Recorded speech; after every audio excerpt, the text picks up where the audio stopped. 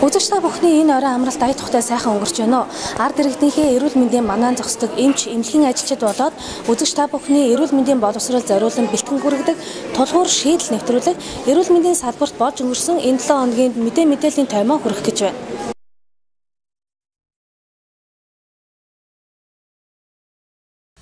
Өнгөрөх 7 хоногт эрүүл мэндийн салбарт болж өнгөрсөн онцлог үйл явдал бол эрүүл мэндийн дэд сайд цолмон хавдар судлалын үндэсний төвийн үйл ажиллагаа болоод шинээр нэвтрүүлсэн захин үйлчлэгээ аппарат техниктэй танилцж ард иргэдийн санал бодлыг сонслоо. Ер нь их шуурхаа, ер нь их л бид хоёр бол сэтгэл өндөр байгаа. Бас аймагаас нэг 36 маягтай ирсэн тэр юм ерөөсөө яг л журмаар байсан. Энэ аппаратаар таныг төхөөлж сайхан болчихсон юм байна. Янзтай сайхан ба тэрийг хэлэх арга гардаг. Тэгээ хөөрхийн эмчнээс наасаашаа хүйс харалдаад нөгөө юугаа зөвлөгөө хийгээд бас цаа том муутай байж юм байна бас. Тэрний яахан хүлээхэд дээд юм байна. Энэ олон улсуудаас хөдөө гадаанаас ирсэн олон улсууд яахан хүлээлт нь яахан ихсчих гэж байдаг юм байна. Энийг энэ дээр хартаад байна. Хавдар судлалын үндэсний төвөөр үйлчлүүлж байгаа иргэд үйлчлэгийн цагаа цахим үнэлэхээр тус эмнэлгийн дотоо журмын дагуу авч авсан цагтаа үзүүлж чадвал ойчор дугаар ихсгэн бухимдал үүсгэх шалтгаан байхгүй болохыг эмчнэр хэлж байлаа. Мөн хөдөө орон нутгийн иргэд хүлээлгийн хугацаа зөв тооцоож утсаар урьдчилан цаг болон дугаар авбал хавдар судлалын үндэсний төв болоод холын зам туулан ирж байгаа иргэдийн аль алинд нь хүндрэл учрахгүй болохыг иргэдэд анхаарах зүйтэй болов. Манайх 2008 оноос эхлээд цаг болон бичлэг ирж үзүүлэх дугаар аваад энэ ийм толт үйлчлэгийг нэвтрүүлсэн байж байгаа. Тэгэхээр чинь өнөөдөр ирсэн хүн маань үзүүлэхгүй байх бас магадaltaй. Тийм. Гэхдээ яаралтай тохиолдлуудыг бол бид нар авдаг, тийм ээ. Одоо яаралтай тусна үзүүлэх шаардлагатай тохиолдлууд байна. Түүнээс жишээ нь би ер нь хавдартай юм болов уу, би нэг урдсан зэрэглэлт үзүүлэхт орчих гэж ирсэн хүн бол тэр өдөртөө хүн үзүүлэх боломжгүй. Ирээд дугаараа авлаа 2 хоногийн дараа 3 хоногийн дараа их одоо эмэгтэйчүүд бол бүр 5 хоногийн дараа тийм дугаар авдаг. Яг тэгэхээр өнөөдөр бол хавдар судлалын төв бол уулын бид нар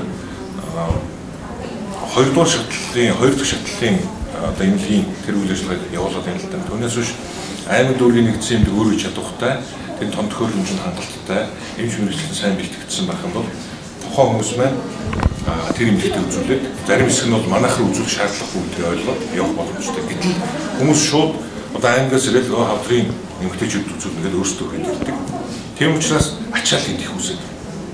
Тэгэхээр цаашдаа энэ 3 дахь шатлалын эмнэлэг чинь хавдар судлалын үндэсний төвийн ачааллыг бууруулах гол арга бол ерөөсөө аймаг дүүргийн нэгдсэн эмнэлгийн чадварыг сайжруулах гэсэн.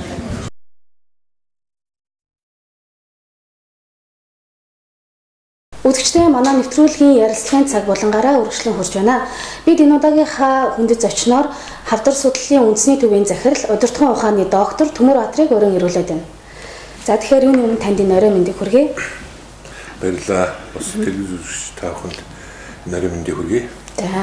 За тэгэхээр манай нэвтрүүлэг зочдоос бас нэгэн асуултыг тавьдаг байгаа. Тэгэхээр таны бодлоор эрүүл сэтгэл тулгуур шийдэл гэдэг үгийг та яг юу гэж ойлгож байна вэ? 21-р зуунд хүн төвтэй хөгжлийн асуудлыг ярьдаг болсон байна л да. Өнөөдөр бид нар зөвхөн улс их орны эдийн засаг тийм ээ ашиг орлогын асуудал гэхээс илүүтэй тэрний бүтээж байгаа хүний асуудал хамгийн чухал. Ялангуяа хүн дундаа хүний хөгжлийн асуудлууд. Өнөөдөр Монгол улсад бол эрүүл, боловсролтой, улс их орноо хөгжүүлэх мэдлэг чадвартай ийм л хүний асуудал яригдж байгаа. Тийм учраас эрүүл мэндийн асуудал гэдэг бол хөгжлийн суурь асуудлын нэг. Тийм учраас хүн амын эрүүл мэндийн асуудал ялангуяа манайх бол залуучууд хүүхдүүд их орон. Тийм учраас энэ залуучууд хүүхдүүдийг хүүхэд өсвөр үе одоо тэ байхаас нь эхлээд яавал би эрүүл амьдрах ёстой, яавал би боловсролтой байх ёстой, яавал би улс их орноо сайхан хөгжүүлэх ёстой. Дээр нь би яавал чинэлэг одоо тэ амьдрах ёстой юм бэ гэсэн энэ одоо хүмүүжлэл хүүхд залуучуудад хүмүүжлэх ёстой гэж би ойлгодог. Тэгэхээр эрүүл байна гэдэг бол хамгийн гол тулгуур. Эрүүл. Тэгэхээр эрүүл хүн байж л би мэдлэг боловсролтой байж чадна, эрүүл сэтгэж чадна.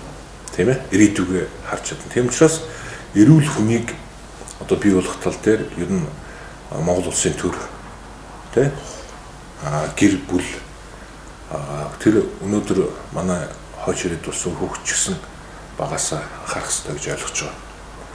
Тийм учраас мэдээж тулгуур нь бол эрүүл мэндийн асуудал. Энэ асуудлыг бид эрүүлэр сэтгэж, эрүүлэр төлөвлөж, хооч үе эрүүлэр өсгөн хөгжүүлэх ёстой л гэж энэ хүрээлэл би одоо өөрийнхөө санааг хэлчихлээ. За тэгэхээр сүүлийн үед бол энэ хавдрын өвчлөл маш их болж байгаатай холбогдуулан одоо тус эмнэлэг нь маш их ачаалттай байгаад байна. Тэгэхээр энэ юу нь яагаад ингэж их ачаалттай байгаад байна? Ер нь одоо энэ ачаал ихсэнтэй холбогдуулаад одоо эмнэлгийн одоо эмчилгээ үйлчлэгээний тоног төхөөрөмж одоо иргэдэд жигт хүртээмжтэй хүрч чадаж байна уу? Алуулаа тэгэхээр өөрөө чи яг энэ асуултанд хариулах юм би бас нэг тодорхой хэдэн тоо юм хэлдэг юм гэж бодож байна л да. Өнөөдөр дэлхийн нийтийн хэмжээнд хорт хавдрын өвчлөл нэмэгдэж байгаа. Тэр дундаа хорт хавдрын өвчлөлийн гол одоо дийлэнх нь хөгжиж байгаа орнуудад тохиолдож байна. Тэгэхээр Монгол улсын хувьд бол манайх бол хөгжиж байгаа. Тэгэхээр яг дэлхийн нийтийн шиг хандлаганд дагуу нэмэгдэж байна. Тэгэхээр энэ бол мэдээж дэлхийн нийтийн хэмжээнд нэмэгдэх гэхээр энэ бол ганцхан Монгол улсад тохиолдоод байгаа бэрхшээл биш юм. Тэгээ энэ чиглэлээр бол дэлхийн судлаачид ер нь эрүүл мэндийн сүүлийн жилүүд бол онцгой анхаарч байна л да. Тэр дундаа төр засгууд дэлхийн улс орнуудын төр засгууд чинь асуудалд их анхаарч байна. Одоо өнөөгийн нийгэмд сая 10-20 жилийн өмнө бол ер нь дэлхийн эрүүл мэндийн байгууллагуудын хөгжлийн хандлага бол ерөөсөө бүтсэн хойно чанартай тусан зөвчлөг өргөх асуудал ярьж исэн бол өнөөгийн төвшөнд яавал тэр өвчнөөс урьдчилан сэргийлэх вэ гэдэг асуудал нэлээд түлхүү тавигдсан. Манай улсын эрүүл мэндийн бодлого ч гэсэн энэ чиглэлээр бол явж байгаа. Тэгэхээр жилд бол Монгол улсад нэг 4400-аас 4600 хорт хавдрын тохиолдол шинээр бүртгэгдэж байна. Зөнгөн тохиолж байгаа хорт хавдрууд гэхээр элэгний хорт хавдар, ходоод, улаан хоолой, уушиг, эмэгтэйчүүдээс бол умаа хүзүүний хорт хавдар, тэгээ хөхний хорт хавдар бас нэмэгдэх юм хандлагатай байна. Тэгэхээр энэ 6 байрлалын хорт хавдар нийт тохиолж байгаа тохиолдлын 80 орчим хувийг эзэлдэг. Үлдэж байгаа 20 орчим хувийг бол 100 орчим төрлийн хорт хавдар Монгол улсад онцлогддог гэж үздэг. Тэгэхээр энэ хорт хавдрын яагаад энэ хорт хавдрууд Монгол улсад тохиолдоод байна гэхээр мэдээж элэгний хорт хавдрын гол шалтгаан бол элэгний халдвар, БЦ вирусын халдвар гэж бид ярьдаг. Энэ бол 25-30 жилийн дараа хорт хавдар шилжих магадлал өндөртэй юм. За улаан хоолой ходоодны хорт хавдар гэхээр монголчуудын хооллолттой холбоотой. Өнөөдөр монголчууд маань бид нар давс их хэмжээгээр хэрэглэж байна. Амьтны гаралтай өөхт бас их хэмжээгээр хэрэглэж байна. Мэдээж халуун хоолунд иддэг удаг гэл олон төрлийн шалтгаан байх байх л та. За уушгины хорт хавдрын хувьд бол тамхитлалт гол үндсэн шалтгаан. Үндсэндээ 90 гаруй хувийг 90 орчим хувийг тамхи эзэлдэг. Тэгэхээр хүүхд залуучууд сүүлийн жилүүдэд тамхины хэрэглээ бол их нэмэгдэж байна. Залуухан охтууд хүртэл тамхи хэрэглэх болсон байна. Тэгэхээр энэ маань ерөөсөө уушгины хорт хавдрын гол нөхцөл болоо явдаг. За дээр нь умаа хүзүүний хорт хавдар гэж эмэгтэйчүүдийн одоо тохиолж байгаа хорт хавдрын хоёрт орж байгаа хавдар бий. Тэгэхээр энэ бол бэлгийн замын халдвараар хүний хөхөнцөр вирусын халдвар дээр тархсантай холбоотой гол нөхцөл бол энэ халдвар байдаг. Тэгэхээр бидний хувьд бол энэ одоо зохион тохиолж байгаа хорт хавдрын эрсдэл төчин зүйлээс зайлсхийх асуудал. Одоо хүүхэд байхаас эхлээл бид нар энэ одоо урьдчилан сэргийлэх чадвар суралцах хэрэгтэй юм байна. Одоо би дээр хэлсэн өнөөдөр бэлгийн замын халдвараа сэргийлэх хэрэгтэй. Тэгэх юм бол бид одоо элэгний хорт хавдрын гол одоо нөхцөл болсон БЦ вирусын халдвар, дээр нь хүний өхөнцөр вирусын халдвараас сэргийлж чадах юм бол эмэгтэйчүүдийн умаа хүзүүний хорт хавдраа сэргийлэх боломжтой. Эрүүл хооллоо, жимс ногоо хэрэглээд тийм ээ амьтны гаралтай өөх тусаа багасгаад давсны хэрэглээг хорж чадах юм бол бид нар ходоод гидс тийм ээ тэгээд улаан хоолой хорт хавдрыг тодорхой хэмжээгээр бууруулах ийм боломж нь бидэрт байгаад байгаа. Тэгэхээр манай эмнэлгийн ачааллын асуудлыг өөрөөр хэллээ л дээ тийм ээ. Хавдар судлалын үндэсний төв бол ачаалтай ажиллаж байна. Тэгэхээр энэ ачаал юунаас үүсэж байгаа юм бэ гэхээр нэгдүгээр өвчлөлийн байдал нэмэгдэж байна. Хоёрдугаар гэх юм бол одоо гол үндсэн шалтгаан бол хавдар судлалын үндэсний төв бол 3 дахь шатлалын эмнэлэг буюу хавдрын төрөлсөн нарийн мэрэгжлийн өндөр түвшний онцлогын эмчилгээг хийдэг ийм эмнэлэг байх хэрэгтэй юм л да. Гэтэл өнөөдөр бид нар одоо хүн хавдраа би одоо хавдраар өвчүүгүй гэдгийг үзүүлэх гэл манай тэр жишээ нэ.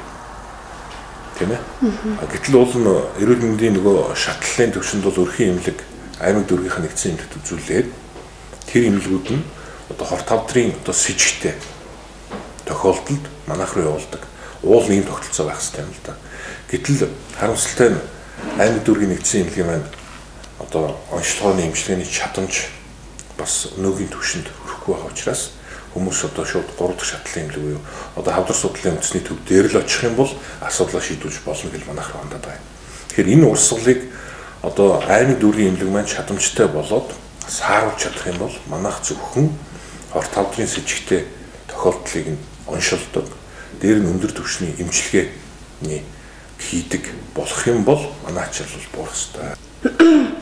За тэгэхээр ерөөхдөө энэ айгүй ачаалтай байгаа гэж ярьж байна. Тэгэхээр яг энэ хавдар судлалын төвийн хувьд яг энэ онцлогооны үг одоо лаборатори юм уу те бүр нэгдсэн юм төв одоо юм байгуулах тийм ажил явагдаж байгаа бол энийг өөрнө хийж болох болоо. Тэгэхээр яг хуу бидний хувьд бол хавдрын тусламж үйлчилгээг сайжруулах 10 жилийн стратеги хавдар судлалын үндэсний төвийн 5 жилийн стратеги гэдэг нь гаргаад тэр стратегийн хүрээнд одоо бодлого зорилтуудад тодорхойлоод ажиллаж байна л да. Тэгэхээр хавдар судлалын үндэсний төвийн ачааллыг бууруулахын тулд нэгдүгээрт ер нь ганц хавдар судлалын үндэсний төвч 3 дугаар шатлалын эмнэлэг гэж одоо манайх ярьдаг шүү дээ. Одоо тэнд гимтэл юм байна, сэтгцсэн юм байна, тийм ээ. Одоо халдварт юм байна. Энэ 3 дахь шатлалын төвчний ачааллыг бууруулах гэвэл ер нь аймаг дүүргийн нэгдсэн эмнэлэг. Тэр одоо эмнэлэг бол хамгийн иргэдэд ойрхон эмнэлэг, тийм ээ. Тэр эмнэлгийн чадамжийг сайжруулах асуудал гэж чухал байна. Тэгэхээр энэ бол ер нь одоо өнгөрсөн жил 2011 оны эрүүл мэндийн тухай хуулийн шинжилсэн найруулгаар аймаг дүүргийн эмнэлгүүд ямар хэмжээний үйл ажиллагаа явуулах вэ гэдгийг нэлээд нарийсгаа заагаад өгсөн. Энийний дагуу бол бодлого гараад одоо бол нэлээд хэрэгжүүлэх шатанд явж байна. Тэгэх юм бол аймаг дүүргийн эмнэлэг маань нэлээд чадвартай болно, чадамжтай болно. Эмч мэрэгчлүүд нь бэлтгэгдэн тэнд шаардлагатай онцлогоо эмчилгээний орчуугийн том төхөөрөмжүүд тавигдаад ирэх юм бол нэлээд асуудлаа тэнд шийднэ. Тийм ээ? Онцлогооны асуудал бол тэнд шийдэн шүү дээ. Тэгээд одоо эмчилгээний асуудлыг манайх руу өгөх юм бол одоо нөгөө зөвхөн манай дээр асуудлаа шийдвэрлэх гэж ирээд байгаа хүмүүсийн маань урсгал аймаг дүүрэг дээрээ одоо төвлөрөөд тэнд одоо саараад тэгээд үнэхээр хавдрын онш тавигдсан юм с ิจ гтэй тохиолдлууд манайх руу ирэх юм бол одоо ирээд байгаа ачааллын үндсэндээ 60-70% нь бол манайд ирэх шаардлагагүйгээр асуудлаа шийдвэрлэх хэрэгтэй урсгал байдаг байна. Тэгээд ирэх юм бол өнөөдөр яг одоо хавдраар онцлогдоод эмчлэгдэх гэж байгаа хүмүүсийн ачаал дээр нь онцлогоо одоо хийх гэж байгаа хүмүүсийн тэр хүлээгдэл зарцуулах цаг хугацаа бол багасах юм байна. Тийм. Энэ бол ер нь ойрын жилүүд бол манай эрүүл мэндийн салбарын өмнө тавигдсан нэлээд гол чухал асуудлын нэг. Дүүргийн эмнэлэг ямар бүтэц зохион байгуулалттай үйл ажиллагаа явуулах юм? Аймгийн эмнэлэг одоо ямар хэмжээнд одоо үйл ажиллагаа явуулах юм бэ гэдэг нь бол одоо тодорхой болцсон. Одоо хамгийн гол нь яг хэрэгжүүлэх шатндаа явж байгаа асуудал. Энэ шийдэгдэх юм бол ачаал багасна. Одоо өнөөдөр жишээ нь манай дээр ирээд өдөртөө одоо олон үзлэгт ороод шинжилгээ өгөөд маргааш нэвтэх боломжтой байхгүй шүү дээ. Ер нь аливаа дэлхийн одоо ер нь ангаахын хөгжсөн эрүүл мэндийн үйлчилгээ өндөр хөгжсөн орнууд ч гэсэн харахад хүлээлтгдэг асуудал байдаг. Өнөөдөр хавдар судлалын үндэсний төвийн амбулаторио 500 хүн л бид нар үзэх хүчин чадалтай байтал 1500 ирэх юм бол бид нар 500 л үзэн шүү дээ. Нөгөө 1000 хүн бол дугаар ам. Нэг хэсэг нь маргааш, нэг хэсэг нь нөгөөдөр 3 хоногийн дарааш нэг хэсэг нь юм уу. Ер нь аливаа эмнэлгийн байгууллагууд тийм л байдаг.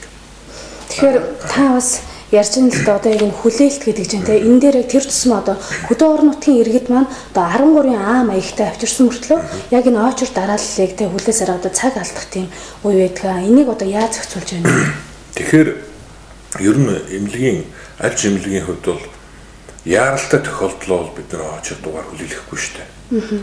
Одоо хавдрын хувьд бол яаралтай тохиолдол гэдэг маань хавдар хүндэрсэн дээр нь одоо цус алдсан ч тийм үү тийм ээ нэлээд яаралтай туссан шаардлагатай хүмүүсийг бид нэ аваад одоо яаралтай тусламж үзүүлж байгаа. Хавдрын хувьд бол нэг онцлогтой л да өнөөдөр хорт хавдраар өгдөөд ирж байгаа хүмүүсийн тэр хавдрын өвчлөл бол тодорхой хугацаа бүр жил 2-3 жилээр иргэдэх процесс явагддаг юм л да. Тийм учраас бид нар бол энэ стратегт бол хавдрын тусламж үйлчлэгээний чадамжийг дэвшүүлэх асуудлаар нэлийн одоо стратегид боловсруулсан. Энэний нэг бол тусламж үйлчлэгээнийхээ цар хүрээг нэмэгдүүлээ гэдэг. Тэгэхээр энийг бол Монгол Улсын төр засгаас анхаарал одоо өнгөрсөн жил хавдар судлалын үндэсний төвийн өргөтгөлийн барилгыг барьж эхэлсэн.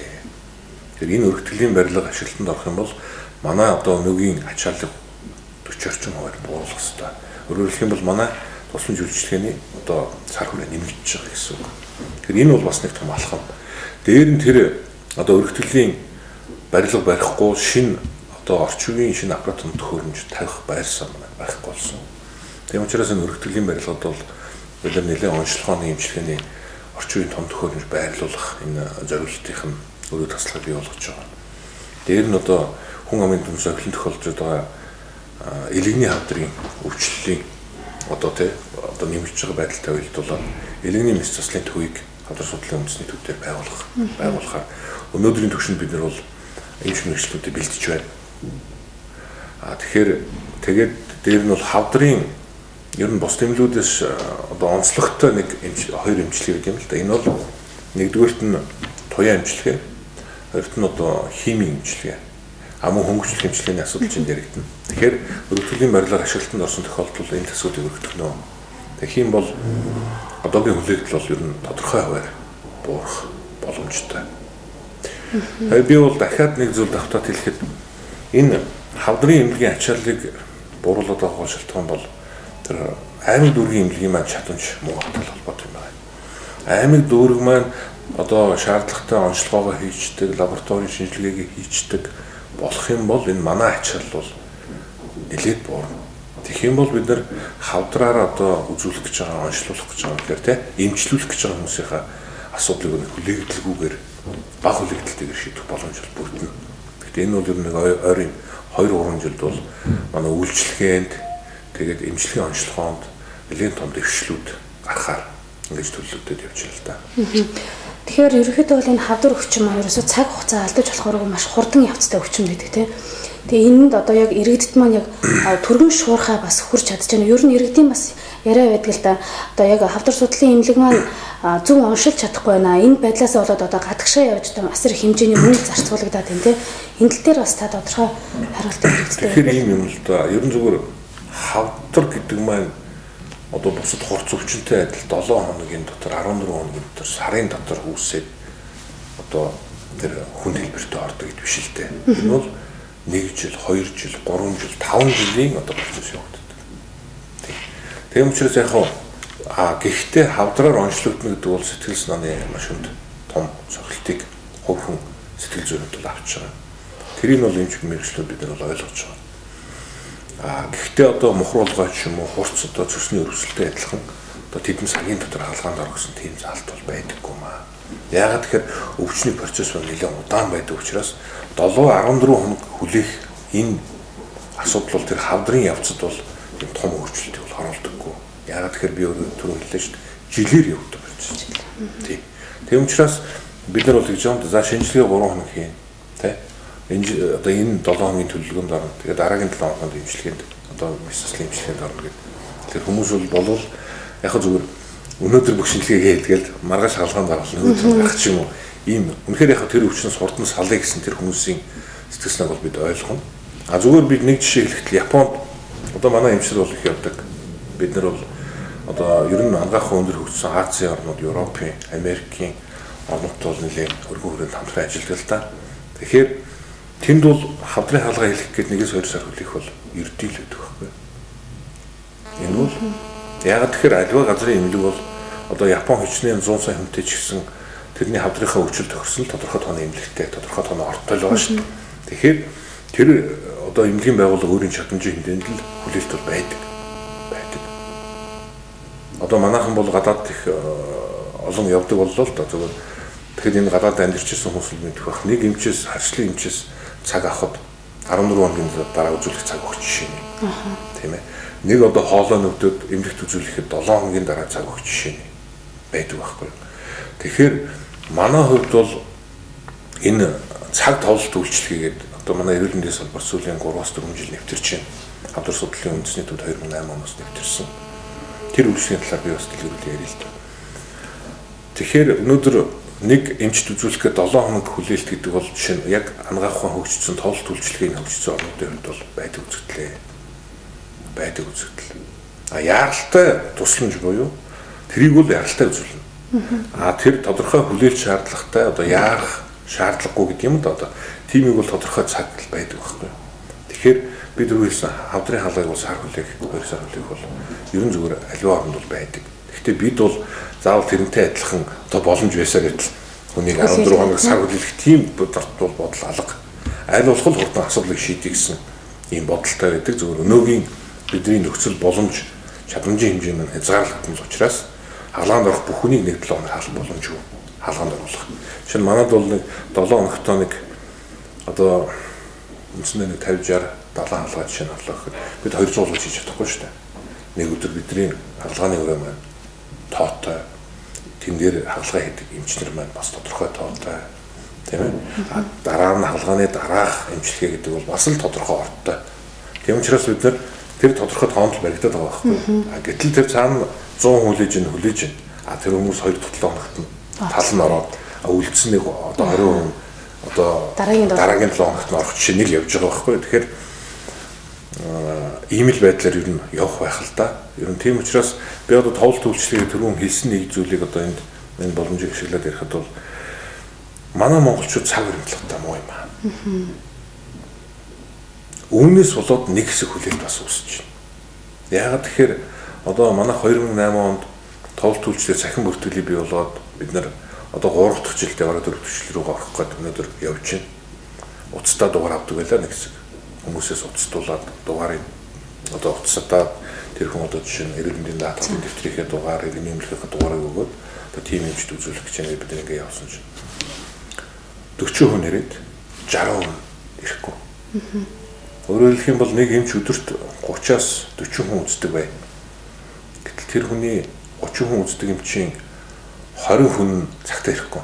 Юусоо багтаа болж 10 хүн нэрнэ. Тэгэхээр тэр яах вэ? 20 хүний хөлөөс сунаад тэр эмч. Гэтэл нөгөө үүдэнд нь нэг хүн очиод харахаар тэр эмч сууж байгаа юм шиг. Нөгөө хүний хөлөөс сууж шүү дээ. 11 15-аас одоо чинь би тэр эмчтэй цаг авсан бол тэр эмч 20 минут надад хүлээн. Тийм ээ. Тэгэхээр дараагийнхаа иргэдээ гэтэл зүгээр бусад орнууд яадаг вэ гэхээр би цаг аваад ирж чадахгүй бол эргэж шилдэг. Цагаа цуцлана. Уучлаарай би маргааш эсвэл өөр юмд үзүүлчихлээ. Эсвэл би ингээд ажилдаа болсон учраас очиж чадахгүй нэ. Тэгэх юм бол бид тэр өнөөдөр ирээд үзүүлэх гэдэг хүнээс авна штэ.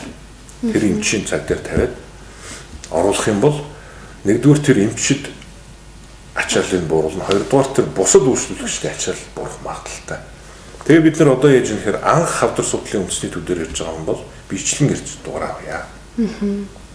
Ямар хэмжээнд үзүүлэхэд тодорхой болгоод авъя гэдэг. Дараа нь давтан үзлэг эсвэл манай хавдраар эмчлүүлээд одоо хянагч байгаа хүмүүсийн хувьд бол уцаар авч болно. Ягаад тэгэхээр хинд үзүүлэхийг мэддэг тийм ээ ийм хүмүүс. Тэгэхээр манай үйлчлүүлэгчид ерөн зүгээр нэг тартер гэдэг маань одоо ер нь энэ цаг товлолт үйлчлэгээр бүхэл эмнэлгийн байгууллага шилжиж байгаа. Тийм. Тэгэхээр тухайн авсан цагтаа ирдэг байх хэрэгтэй байна. Дээр нь авсан цагтаа ирж чадахгүй бол эргээд уцтаад тэр өөрийнхөө нэрийг цуцалдаг байх. Тэгэх юм бол бид нар өнөөдөр одоо үзүүлэх гэдэг ирээд сууж байгаа нэг хэсэг хүнийг одоо зохицуулах боломж гараад байгаа байхгүй. Тэгэхээр нэг ийм одоо энийг бол юу гэх юм бэ? Нэг бодлын цагийн одоо баримтлах хариуцлагатай иргэд өөрсдөө хариуцлагатай байна гэж.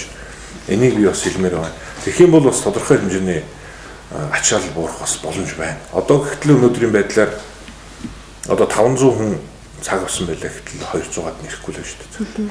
Ирэхгүй.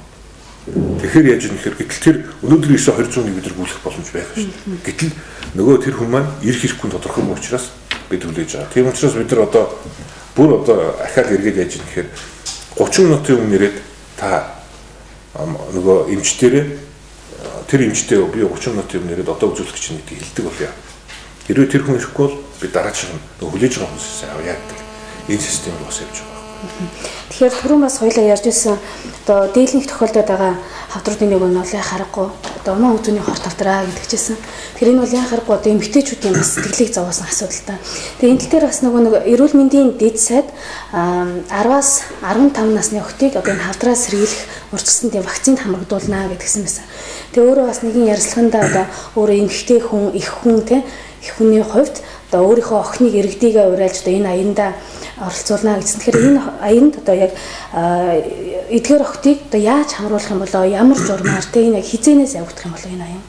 Тэгэхээр энэ жилийн хувьд бол ялангуяа эмэгтэйчүүдийн одоо хавдар гэж үгээр ярьдаг домоо зүүнний харт хавдар, хөхний харт хавдрын илрүүлэг үйлчлэгийг улсын хэмжээнд зохион байгуулах гэж байгаа энэ Монголын өмнөний сорилтын сангийн эрүүл мэндийн төсөл, эрүүл мэндийн яам хамтраад үндэсний хэмжээнд одоо 30-аас 60 насны эмэгтэйчүүдийг Монгол зүүнний одоо үзэл шинжилгээнд одоо хамруулдаг тэр систем рүү бид орох гэж байна л доо.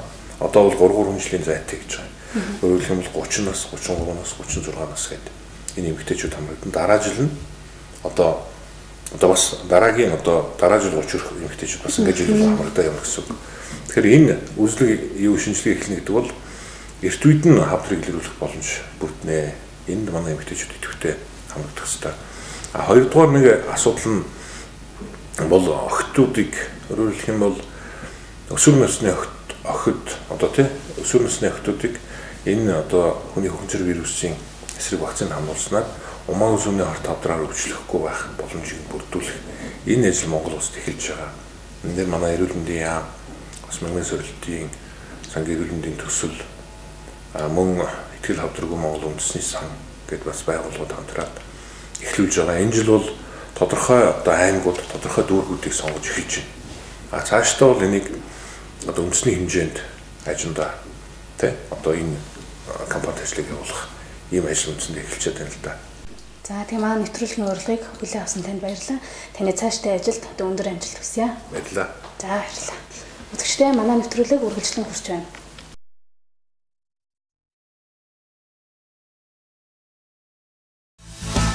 Эрүүл мэндийн дэд сайд цолмон нийслэлийн хэд хэдэн томоохон эмнэлгүүдээр явж үйл ажиллагаатай танилцсан талаар бид өмнөх дугааруудыг хамтдаа шийдий болонгаараа мэдээлж байсан.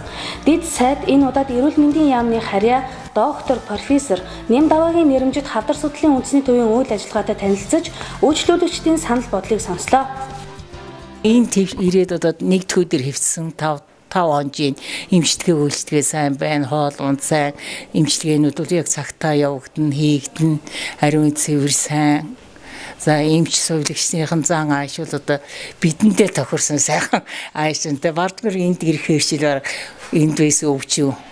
Миний л хувьд л гэхдээ эдгээр адилхан байлгүй энэ улс нэрөө өвчин маань алга болцсон юм шиг байна шүү дээ. Ийм сайхан газар би ордны юм үзээгүй гэдэг юм л одоо үзсэн тэгсэн сайхан газар байдаг юм байна. Ийм сайхан өрөөнд ийм сайхан эмчнэр тэгээ залуухан хэрнээс аюулгүй сайхан юутай ахаш зантай аюулгүй соёлтой харьцаа сайтай ийм л газар хичээн да бас ихтгэл өндөр бай. Хавдар судлалын үндэсний төвийн өргөтгөлийн барилгын ажил шийдэгдвэл туяа эмчилгээний хүчин чадал 50%-аар нэмэгдэнэ гэсэн таатай мэдээг тус төвийн удирдлага энэ үеэр дэд сайдад дуулгалаа. Мөн хүчин чадал нэмэгдэхийн хэрээр тоног төхөөрөмж сайжирна. Тиймээс туяа эмчилгээнд зориулсан шугам хурц суурийг Линак аппарат 2-ыг төлөвлөсөн ажээ. Шинэ төхөөрөмждөр ажиллах эмчнэрийн сургалтын асуудалч бас яригдж байгаа гэлээ. Би өдөртөө бид 15-аас 16 хүнийг бол онцлогын эмчилгээний туяа эмчилгээний төлөвлөлтөнд оруулж байгаа. Аппарат бол хэвээ ажиллаж байгаа. Одоо бид нар бол эх хичээл энэс өндөр хүчин чадалтай 2 аппаратыг суурилуулахаар бэлтгэл ажиллагаа бол хангаж байна. Эмч мэргэжлүүдэд сургаж байна. Барилгын өргөтгөлийг барьж байна. Тэнд бол одоо манай энэ зайн шаргалын аппаратаас илүү орчин үеийн технологийн өндөр хүчин чадалтай, илүү наривчлалтай эмчилгээ хийдэг ийм аппаратууд одоо 2000 үндсэндээ 12 оны эсвэл 13 оноос одоо манай төвд ашиглаж эхэлнэ. Ер нь одоо хүмүүсээс ингээд хүлээж байгаа ард иргэдтэйгээ яриад уулзаад ямар асуудал байна гэдээ асуухад бол ойролцоогоор 98 орчим хувь нь бол үнэхээр одоо зөв зохион байгуулалтанд орчээ. Миний хувьд бол ямар нэгэн гомдол байхгүй байна гэсэн одоо хариултуудыг өгж байгаа. За зарим нэгэн одоо асуудлууд байна л да. Жишээлбэл одоо хэдэн хоног хүлээж ээж гэдэг юм уу. За энэ асуудлуудыг өөр зохиох төвшөнд нь одоо шийдвэрлээд ингээд яваад ард иргэд өөрсдөө бас ямар хариуцлагатай байх ёстой юм, ямар мэдлэгтэй байх ёстой юм гэдгийг ойлгоод явж байна. Тэгээд өнөөдөр хавдар судлалын үндэсний төв дээр ирж байна. Яагаад гэвэл Монгол улсад яг өвчлөл эндэгдлийн одоо хоёр дахь том шалтгаан болж байгаа энэ хавдар хүчин бол үнэхээр одоо тулгуурласан асуудлын нэг байгаа. За хавдар судлалын үндэсний төв дээр бол 21 аймаг нийслэлийн бүх иргэдүүд үйлчлүүлдэг. Тэгэхээр яг энэ хавдар судлалын үндэсний төв дээр үүсэж байгаа энэ ачаалал энэ одоо бөөгнөрлийг яаж одоо зохицуулах ёстой юм бэ? Ямар зохицуулалт энэ дээр явагдаж байгаа юм? Иргэдийн маань санд юу байгаа юм? Яг үйл ажиллагаа нь ямар түвшинд явагдаж байгаа гэдгийг одоо газар дээр үзэхээр ирээд байна л да.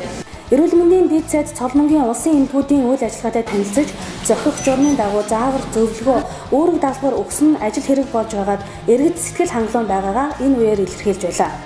Нийслэлийн эмнэлгүүдэд гарсан гомдол санал, алдаа дутагдлалд дэд сайд үүрэг өгөөд орхих бус биелтийг эргэн шалгасныг нь дурдхан зүйтэй болов.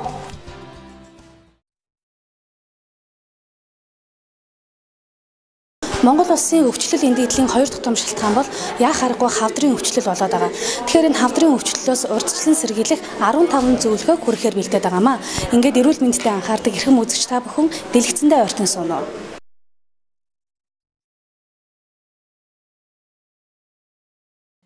Хавдар өвчин дийлэнх тохиолдолд маш алгуурхан эхэлдэг бөгөөд өвчтөнд өөрт нь ямар нэг шинж тэмдэг мэдэгдэхгүй далд явцтай байж газар авах хандлагатай байдаг. Иймээс үзэгч та зөвлөгөөнүүдээс амьдралдаа хэрэгжүүлснээр хавдар өвчнөөс өөрийгөө болоод гэр бүлээ хамгаалаарай.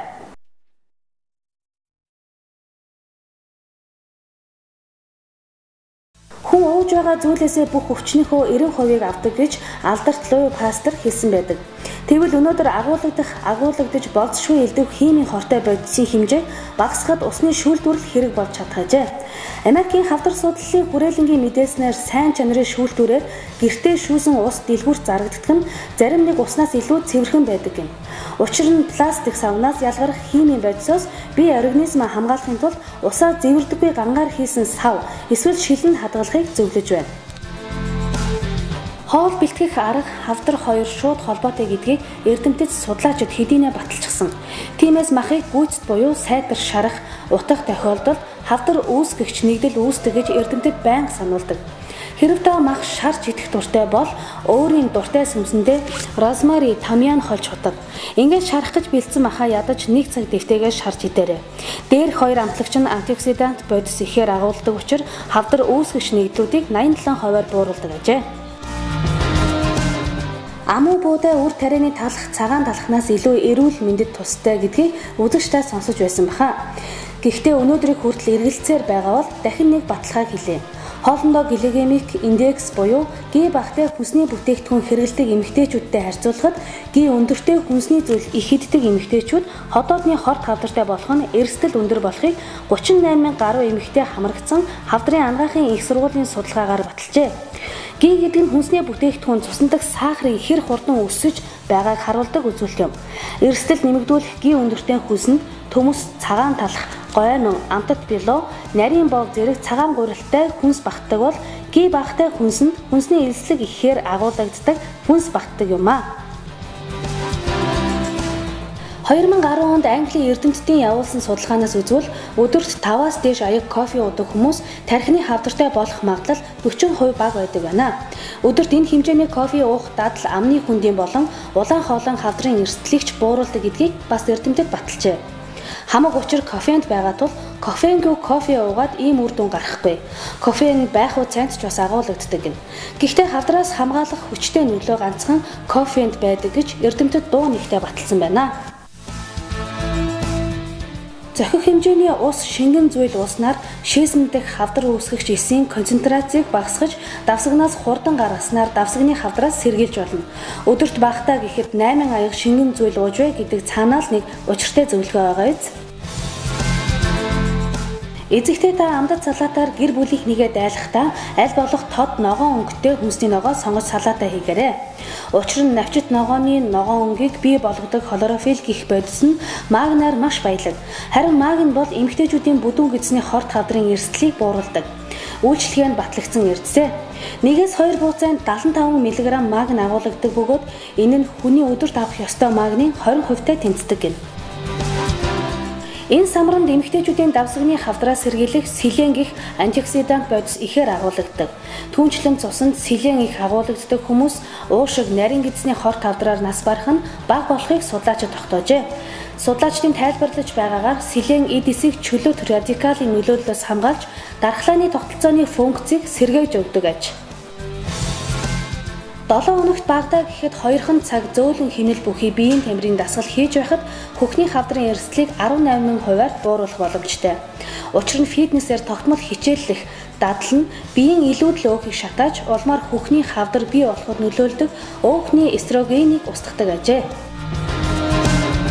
Гар утсаа толгойноосоо хол байлгах нь өөрийгөө өвчин эмгэгээс хамгаалах гэхээс илүүтэй альва аюулаас урьдчилан сэргийлэх зорилготой гэж хэлж болно.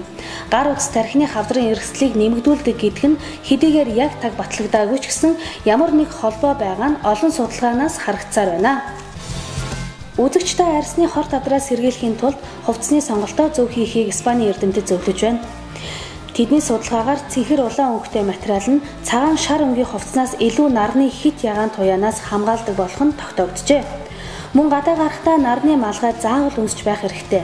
Учир нь меланома арьсны бүх хэсэгт тархан гардагч нарны гэрэлт тусах арьсны ил хэсэгт илүү элбэг тохиолддог гэнэ. Мөн хойд Каролинагийн их сургуулийн судлаачдын судалгаанаас үзэхэд хуйх хүзүүн дээр арьсны хавдрын шинж тэмдэгтэй хүмүүс хавдрын улмаас нас барах тохиолдол нь биеийнхээ өөр хэсэгт хавдартай хүмүүсээс 2 дахин илүү байдаг нь тогтогджээ. Та хөхний эрентгийн зургандаа хэр анхаарал тавьдаг вэ? Мэргэжилтнүүд хөхний эрентгийн зургаа заавал туршлагатай эмчээр уншуулахыг зөвлөж байна. Наандаж 25 жилийн ажлын туршлагатай эмчнэр эрентгийн зургийг зөв уншиж тодорхой зөвлөмж өгдөг болохыг Калифорни их сургуулийнхаа судалгаагаараа баталжээ. Хэрв эмчийн танд өгч байгаа эрентгийн зургийн тайлбар хангалтгүй санагдвал өөр эмчид үзүүлж зөвлөгөө авах нь хамгийн ухаалаг алхам юм шүү. Дотоод шүүрлийн өвчин эмгэгээс эхлээд бүр хавдарт хүргэх аюултай тул даавар антибиотикоор борцсон мах худалдаж авахыг Америкийн хавдар судлалын үндэсний хүрээлэнгийн зөвлөсөн байдаг. Мөн ямар нэг пестицид, химийн бодис ашиглаагүй органик хүнсний ногоо сонгож байх, хоол хүнсэндээ хэрэглэхээс өмнө жимс ногоогоос сайтар угааж цэвэрлэж байхыг таалаар сонссон байх. Гадны жимс ногоо ихээр худалдаж авдаг монголчуудаа сануулхад ихэнх оронд хамгийн их пестицидтэй хүнсний ногооны тоонд цоохор майлз, тоор, гүзээлцэг нь алим нэрс ордог юм шүү. Б бүлгийн витамин нь хүүхдтэй болох төлөвлөгөөтэй эмэгтэйчүүд болон жирэмсэн эхчүүдэд хэрэгтэй. Хэвлийдэх хүүхдэд мэдрэлийн гажиг үүсэх эрсдлийг бууруулахад чухал үүрэг гүйцэтгэдэг амин дэм. Гэвч нөгөө талаас харвал фолийн хүчилт хавдрын эрсдэл дагуулах сөрөг нөлөө бас бий. Судалгаанаас үзвэл навчит ногоо, жүржийн шүүс гэх мэт хүнсний бүтээгдэхүүнд агуулгадах нийлэг бодисын их хэмжээний хэрэглээ нь бүдүүн гидс, уушиг болон төрөг булчирхаан хавдрын эрсдлийг нэмэгдүүлдэг байна. Хэрв хоол хүнсэндээ витамин, амин дэмээр баяжуулсан хүнсний бүтээгдэхүүн их хэмжээгээр хэрэглэдэг бол дээрээс нь нэмж витамины комплекс уух хэрэгтэй эсэхээ сайтар бодолцохыг зөвлөж байна. Бидний өдөр тутмын хэрэглэдэг сүү бүдүүн гидсний хорт хавдраас сэргийлдэг тухай эрдэмтэд ярьж байна. Америкийн Дартмутын ангаах ухааны их сургуулийн судалгаагаар 4 жилийн туршид хоол хүнс болон амин дэмээр 1200 мг кальц авч байсан хүмүүст бүдүүн гидсний хорт хавдрын уртил болох мах, ургацаг буюу полип ургах тохиолдол 36%-аар бага болох нь батлагдсан байдаг. Судалгаанд оролцсон 882 хүн кальцийг ганц сүүнээс аваагүй тул та дээр хэмжээний кальцийг сүү, тараг, йогурт, бяцлагнаас авах боломжтой гэлээ. Америкийн хавдрын нийгэмлэгийн судалгаанаас үзвэл хавдраас шалтгаалсан нас баралт эмэгтэйчүүдийн 20, харин эрэгтэйчүүдийн 14%-ийн тохиолдолд илүүдэлжин буюу тархалтай шууд холбоотой байна. Илүүдэлжингээ хаснаар бие организмын ялгаруулах энэ дааврын хэмжээг багасгаж улмаар хөх умаан болон өндгөчний хавдраас сэргийлэх боломжтой. Та тийм ч их тарган биш байлаа ч гэсэн 30 гарсан хойноо илүү 5 кг нэмэх нь хөхний болон төрөө булчирхай умаан хүзүүний хавдрын эрсдлийг нэмэгдүүлэх болохыг судлаачид анхааруулж байна. Иймээс үзэгч та биеийн жиндээ анхаарах нь хавдар өвчнөөс урьдчилан сэргийлж чадна гэдгийг эрдэмтэд зөвлөж байна.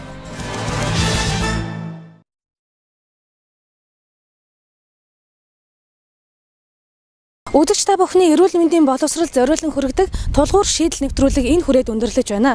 Бидний бэлтгэсэн нэвтрүүлэг эрүүл мэндийн үндэсний портал эмч цэгийн сайтаар 7 хоногийн турш тавигдах учраас та бүхэн дахин үзэх боломжтой юм. Ингээд дараагийн дугаар хүртэл түр баяртай.